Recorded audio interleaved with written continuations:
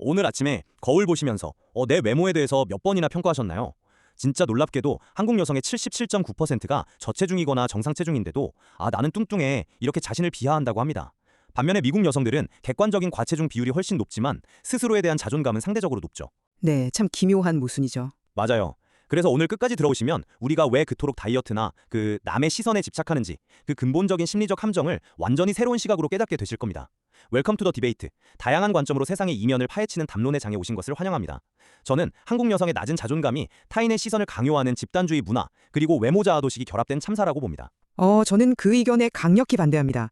오히려 실질적인 파괴력은 자존감이 높음에도 불구하고 더 극단적인 다이어트 행동으로 내몰리는 미국의 개인주의적 체중 강박에 있다고 봐야 하거든요. 그렇게 보시는군요.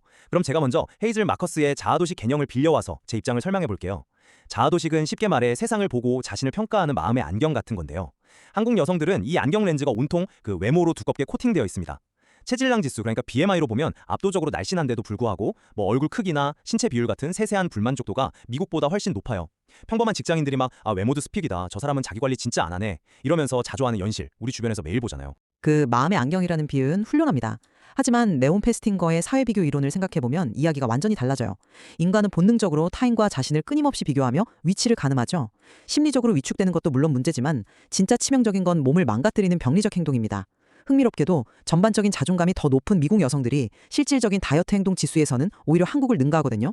서구의 그 극단적인 마름이라는 이상적 기준과 무려 7.3%에 달하는 자신들의 섭식장애 위험 사이에 거대한 괴리가 있죠. 이 간극이 미국 여성들을 훨씬 더 맹렬한 위험으로 밀어놓고 있는 겁니다. 네, 그 수치는 저도 인정합니다. 하지만 마음이 철저히 무너지는 게 특정 행동을 하는 것보다 덜 위험할까요? 저는 획일화된 미의 기준이 개인의 내면을 붕괴시키는 과정이 훨씬 폭력적이라고 봅니다. 한국 여성들은 단순히 몸무게만 신경 쓰는 게 아니에요. 피부톤, 머릿결, 쌍꺼풀 유무, 심지어 종아리 근육 모양까지 신체의 모든 디테일에 현미경을 들이댑니다. 현미경이요? 네. 머리끝부터 발끝까지 끊임없이 타인에게 평가당하고 또 스스로를 검열하는 이 숨막히는 일상 자체가 진정한 심리적 파괴 아닐까요? 현미경을 들이댄다는 지적은 날카롭네요. 하지만 체중 불만족도 수치 자체는 미국 여성이 더 크게 나타났다는 데이터를 잊으시면 안 됩니다. 엘버트 스턴카드가 아주 예리하게 지적했죠. 미국 사회에서 비만은 단순한 미용 문제가 아닙니다. 그건 게으름과 통제력 부족이라는 가혹한 도덕적 낙인이에요. 미국 여성들의 다이어트는 그저 예뻐지기 위한 게 아니라 사회적 생존을 위한 처절한 투쟁이라는 겁니다.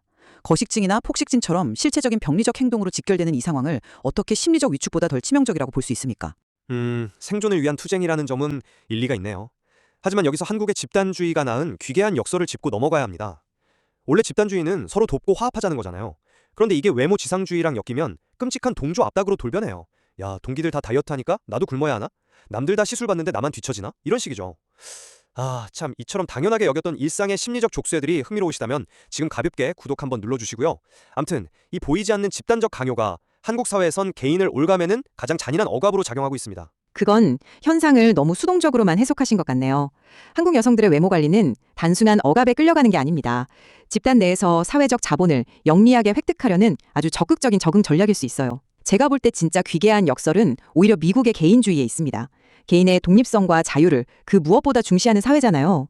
그런데 아이러니하게도 자신의 신체 사이즈 하나를 완벽하게 자기 통제하려다가 지독한 강박에 갇혀버립니다.